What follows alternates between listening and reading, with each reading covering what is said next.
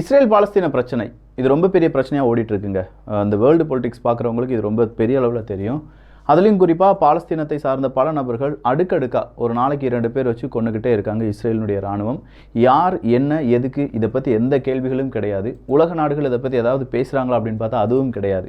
எப்படி வேணாலும் கொண்டுட்டு போங்கடா அப்படின்னு சொல்லி ஏதோ ஒரு லைசன்ஸ் கொடுத்த மாதிரியும் இஸ்ரேல் அதுக்கு தகுந்த மாதிரி பாலஸ்தீன மக்களுக்கு எதிராக பல வன்முறைகளை அவங்களே உருவாக்குறாங்க. திடீர்னு பார்த்தா இவ்வளோ பேரை கொள்றீங்களேப்பா அப்படின்னு சொல்லி அவங்க கேள்வி கேட்டாலும் மறுபடியும் அவங்கள அடிக்கிறாங்க. இப்படின்னு சொல்லி பல பிரச்சனைகள் இஸ்ரேல் பாலஸ்தீனம் சுற்றி ஓடிக்கிட்டே இருக்குது. அதுலேயும் குறிப்பாக இன்னைக்கு ஒரு அறிவிப்பு வந்திருக்கு. இந்த பாலஸ்தீனத்தை ஒட்டி இருக்கக்கூடிய மேற்கு கரை இருக்குது பார்த்தீங்களா, அங்கே வந்து மீள்குடியமர்த்தல் அப்படிங்கிறது இஸ்ரேல் செஞ்சிட்ருக்காங்க. குட்டி குட்டி வீடாக கட்டி அங்கே யூதர்கள் இல்லாட்டி யூதர்களுக்கு ரொம்ப மிக நெருக்கமான நபர்கள் அப்படிங்கிறவங்க அங்கே குடியமர்த்தப்படுவாங்க. அப்படி குடியமர்த்தப்படுவதால் என்ன நடக்கும் அப்படிங்கிறது கொஞ்சம் யோசிச்சு பார்த்துருக்கோமா? அதை சுற்றி இஸ்ரேல் எப்போ வேணாலும் அவங்களுடைய ரோந்து நடவடிக்கையில் ஈடுபடலாம். இஸ்ரேலுக்குள்ள மக்கள் அதுவும் குறிப்பாக பாலஸ்தீனியர்கள் உள்ளே வருவது அப்படிங்கிறது தடுக்கப்படும். ஏன்னா நாம் அந்த ஒரு எக்ஸ்டெண்ட் வர போயிட்டோன்னு வச்சுக்கோங்களேன், அதை தாண்டி இன்னொருத்தன் வர்றது அப்படிங்கிறது ரொம்ப கஷ்டம்தான் அப்படின்னு சொல்லி தான் இஸ்ரேலினுடைய இந்த மீள்குடியமர்த்தல் நடந்துட்டுருக்கு. இந்த மேற்கு கரையில் மட்டுமே இப்போ எவ்வளோ பாப்புலேஷனாக இருக்காங்க அப்படின்னு பார்த்தா 5 லட்சம் மனிதர்கள் மீள்குடியமர்த்தல் செய்யப்பட்டிருக்கிறார்கள். அது ரொம்ப பெரிய ஒரு ஹியூஜ் அமௌண்ட் அப்படின்னு சொல்லலாம். இஸ்ரேலினுடைய கணக்குப்படி எல்லாமே பக்காவாக நடந்துகிட்ருக்கு. இஸ்ரேல் அரபுலகம் சைபர் செக்யூரிட்டி லெவலில் வர பேச்சுவார்த்தையில் எல்லாமே ஈடுபட்டு இருக்காங்க. அதுக்கு தான் நேற்று ஹமாஸின போராளிகள் ரொம்ப பெரிய எதிர்ப்புகளை தெரிவித்தார்கள் அப்படின்னு சொல்லி பார்த்தோம். இன்னைக்கு எகெயின் இன்னொரு பிரச்சனை, அதாவது ஜெருசலேமில் இருக்கக்கூடிய மிக முக்கியமான ஒரு சர்ச்சில் அமெரிக்கா யூத குடும்பத்தை சார்ந்த ஒருவர் வந்து அங்கே இருக்கக்கூடிய ஜீசஸ் கிறிஸ்ட் அவர்களுடைய ஒட்டுமொத்தமான சிலையை சேதப்படுத்தியிருக்கிறார் அப்படின்னு சொல்லிட்டு ஒரு பெரிய பரபரப்பு இஸ்ரேல் முழுவதுமாக பேசப்பட்டது. அவர் கைது செய்யப்பட்டு விட்டார். எதுக்கு இப்படி செஞ்சார் அப்படிங்கிறது இன்னும் புரியாத ஒரு புதிராக இருக்குது. இதே மாதிரி இன்னும் பல செய்திகள். நான் உங்கள் விக்கி, இது உங்கள் தமிழ் விதை. ஷார்ட்டாக கொஞ்சம் செய்திகள். முதல் செய்தி என்ன அப்படின்னு கேட்டிங்கன்னா ஜப்பான் தான். ஜப்பானுடைய எதிர்காலம் 2 நாடுகளுக்கு எதிரானதாக தான் இருக்கும் அப்படிங்கிறதுனால நீங்கள் என்ன செய்யலாம், மறுபடியும் அணு ஆயுதத்தை உங்கள் நாட்டுக்குள்ளே கொண்டு வரலாம், இல்லாட்டி நீங்களே அணு ஆயுதத்தை உருவாக்கலாமே, இதை பற்றி கொஞ்சம் யோசிங்க அப்படின்னு சொல்கிற மாதிரியான செய்திகளை இப்போது அமெரிக்காவினுடைய சில பல நபர்கள் ஜப்பானுக்கு சொல்ல ஆரம்பிச்சிருக்காங்க. இது ஜஸ்ட் அ பிகினிங் தான். நல்லா யோசிச்சு பாருங்களேன். உக்ரைன் இப்போ அணு ஆயுதம் கிடைப்பதற்கான வாய்ப்புகள் இருக்கா, எங்கேயாவது வந்து கிடைக்கும் அப்படின்னு சொல்லி யோசிச்சுட்டு இருக்காங்க. பாகிஸ்தானில் அணு ஆயுதம் அப்படிங்கிறது எப்போ வேணாலும் திருடு போகலாம் அப்படிங்கிற ஒரு நிலைமை இருக்குது. சீனா ரஷ்யா அணு ஆயுதத்தை குவித்து வருகிறார்கள். ஸோ சீனா ரஷ்யா அணு ஆயுதத்தை குவிக்கும் போது அதுக்கு எதிராக இருக்கக்கூடிய நாடுகளும் அணு ஆயுத பவர் இருக்கக்கூடிய ஒரு நாடாக மாறணும். அதனால தான் ஜப்பானுக்கு இந்த அறிவுரை கொடுக்கப்படுவதாக செய்திகள் கூறுகிறது. அடுத்ததாக டிக்டாக் தான். அமெரிக்காவில் இன்னுமாயா டிக்டாக்கை பேன் பண்ணாமல் இருக்கீங்க அப்படிங்கிற ஒரு கேள்விக்கு ஆமாம், அது நேஷனல் செக்யூரிட்டிக்கு பெரிய பிரச்சனை தான். ஆனாலும் இதை பேன் பண்ணுறதுக்கான பலவிதமான பேச்சுவார்த்தையில் ஈடுபட்டு இருக்கோம் அப்படின்னு சொல்கிறாங்க. இது எந்த அளவுக்கு நடக்கும் அப்படின்னு தெரியல. பட் சீக்கிரமாகவே நாங்கள் பேன் பண்ணிடுவோம் அப்படின்னு சொல்லியிருக்காங்க. ரிஷி சுனாக் அவர்கள் யூகேனுடைய பிரைம் மினிஸ்டராக வந்து 100 நாட்களை கடந்து விட்டது. 100 நாட்களுக்கு பிறகும் ரிஷி சுனாக் அவர்கள் சொன்ன அந்த வார்த்தையை சரியாக செஞ்சிருக்காரா அப்படின்னு சொல்லி பலவிதமான செய்தி ஊடகங்கள் இன்னைக்கு செய்திகள் எல்லாமே வந்துச்சு. ஆனால் ஸ்ட்ரைக்கும் கூடவே வந்துச்சு. யூகேல பெரிய அளவு ஸ்ட்ரைக் நடந்துட்டு இருக்கு அப்படிங்கிறது நம்ம எல்லாருக்குமே தெரியும். சொல்லப்போனால் பிரெக்சிட்டுக்கு பிறகு யூகேனுடைய நிலைமை கொஞ்சம் அப்படி ஷேக்கில் தான் ஓடிட்டு இருக்கு. பிரான்ஸில் வேறு விதமான ஸ்ட்ரைக் நடந்துட்டு இருக்கு.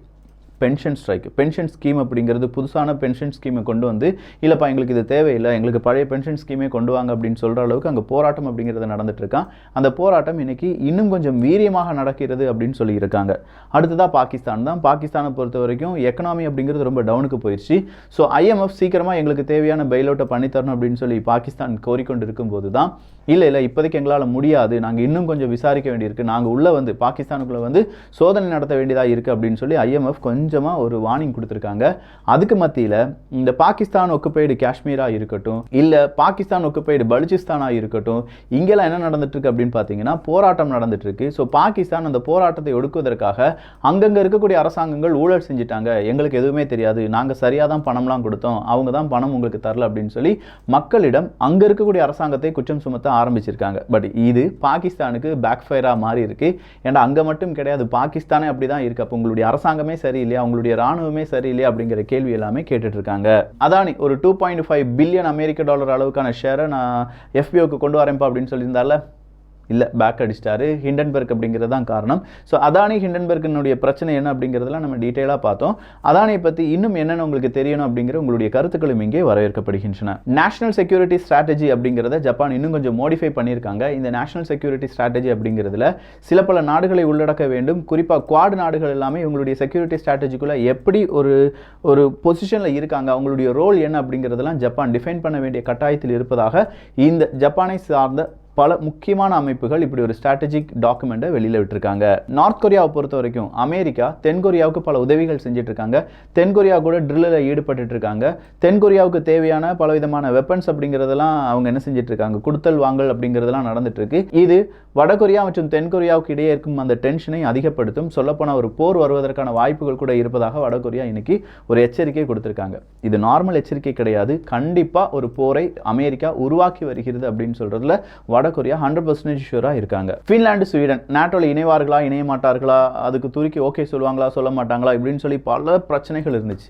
ஒரு கட்டத்துக்கு மேல துருக்கி சொல்லிட்டாங்க, இல்லப்பா பின்லாந்து நீ வேணா தனியா போய் நாட்டோல இணைஞ்சிக்கோ, ஸ்வீடனுக்கும் எனக்கும் பஞ்சாயத்து இருக்கு, அந்த பஞ்சாயத்தை முடிச்சுட்டு நான் வேணா ஸ்வீடனை இந்த நாட்டோல இணைவதற்கான அனுமதியை கொடுக்கிறேன் அப்படின்னு சொன்னாங்க.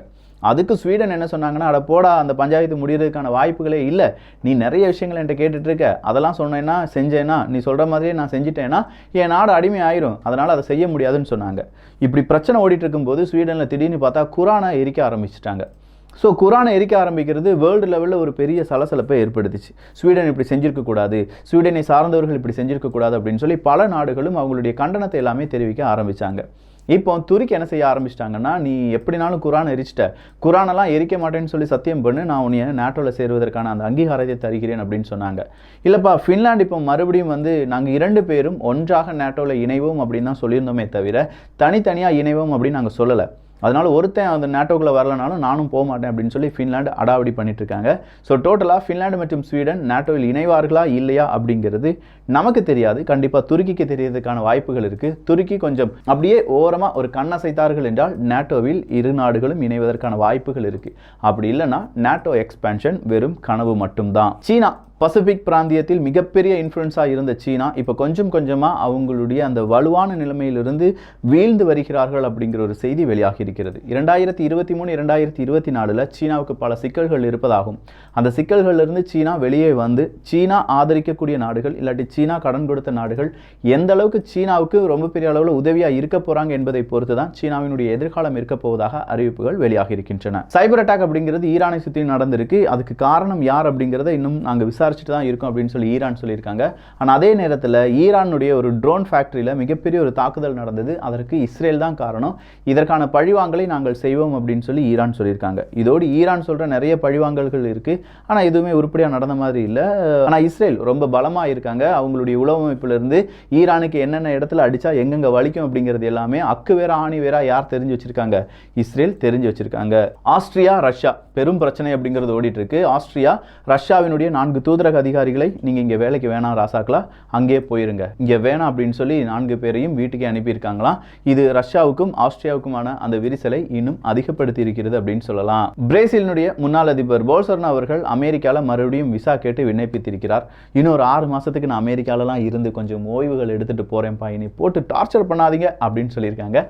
இது நடக்குமா நடக்காதா அப்படிங்கிறது தெரியல, பார்க்கலாம் அமெரிக்கா என்ன முடிவுகளை எடுக்க போகிறார்கள் அப்படின்னு சொல்லி. பல்கேரியாவினுடைய பிரசிடென்ட் அங்கே இருக்கக்கூடிய பாராளுமன்றத்தை டிசால்வ் பண்ணிட்டாரு. சீக்கிரமாக எலெக்ஷன் வரும்பா, இங்கே இருக்கக்கூடிய அரசியல் பிரச்சனைகள்லாம் ஓவர் கம் பண்ணி நம்ம புது எலெக்ஷனில் புதிய விதமான தலைவர்களை தேர்ந்தெடுத்துக் கொள்ளலாம் அப்படிங்கிறது அவருடைய கருத்து. உக்ரைன், ரஷ்யா இப்போ என்ன நடக்குது அப்படின்னு பார்த்தா வேறு எதுவுமே இல்லை. யார் அடுத்ததாக தாக்குதலை ஸ்டார்ட் பண்ணுவாங்க அப்படிங்கிற ஒரு பாயிண்ட்ல 2 பேரும் காத்துட்டு இருக்காங்க. ரஷ்யா ரொம்ப பெரிய அளவில் அடிப்பாங்களா, இல்லாட்டி உக்ரைன் ரொம்ப பெரிய அளவில் அடிப்பாங்களா, இல்லை உக்ரைனுக்கு ஆதரவாக இருக்கக்கூடிய நாட்டோ நாடுகள் களம்புக போகிறதா, இதுதான் இப்போதைய ஸ்ட்ராட்டஜி. இதை யார் ஃபர்ஸ்ட் ஸ்டார்ட் பண்றாங்களோ அதை பொறுத்து இந்த ரஷ்யா உக்ரைன் போர் வேறு திசையில் பயணிக்க வாய்ப்புகள் இருக்கின்றன. ஈராக்ல நிறைய பேரை கொன்று குவித்த ஒரு இடம் அப்படிங்கிறது இருக்கு. அங்கதான் நிறைய பேரை புதைக்கவும் செஞ்சிருக்காங்க. அப்படிப்பட்ட ஒரு மாஸ் கிரேவ் இருக்கிற ஒரு இடத்துக்கு ஏஞ்சலினா ஜோலி அவர்கள் வந்திருக்காங்க. குறிப்பா இந்த ஏஞ்சலினா ஜோலி அவர்கள் ரொம்ப பெரிய அளவில் இந்த பீசஸ், அமைதி இல்லாட்டி அராஜகம் நடக்குது அப்படின்னா குரல் கொடுக்க ஆரம்பிச்சிருக்காங்க. ஈராக்ல இவங்களுடைய வருகை எந்த அளவுக்கு ஒரு எதிர்பார்ப்பையும் எந்த அளவுக்கு ஒரு மாற்றத்தையும் தரப்போகிறது அப்படிங்கிறத பொறுத்து இருந்து தான் பார்க்கணும். காசா பகுதிகளில் இன்னைக்கு மிகப்பெரிய தாக்குதலை நடத்தி இருக்கிறது இஸ்ரேல். ஆனால் தாக்குதல் சாதாரண தாக்குதல் கிடையாது, எல்லாமே மிசைல் தாக்குதல் தான். இந்த மிசைல் தாக்குதல் ரொம்ப புதுசாக இருந்தாலும் இப்படி ஒரு மிசைல் தாக்குதலை இஸ்ரேல் செஞ்சிருக்காங்க அப்படின்னா காசா பகுதியிலிருந்து எதிர்த்தாக்குதலும் இல்லாட்டி அதற்கான எதிர்வினையும் சீக்கிரமாக வரலாம். இஸ்ரேல் எல்லாத்துக்கும் தயாராக தான்ப்பா இருக்கும், எங்களுக்கு எந்த விதமான பயமும் இல்லை அப்படின்னு சொல்கிறத மறுபடியும் உறுதியாக இருந்து சொல்லியிருக்காங்க.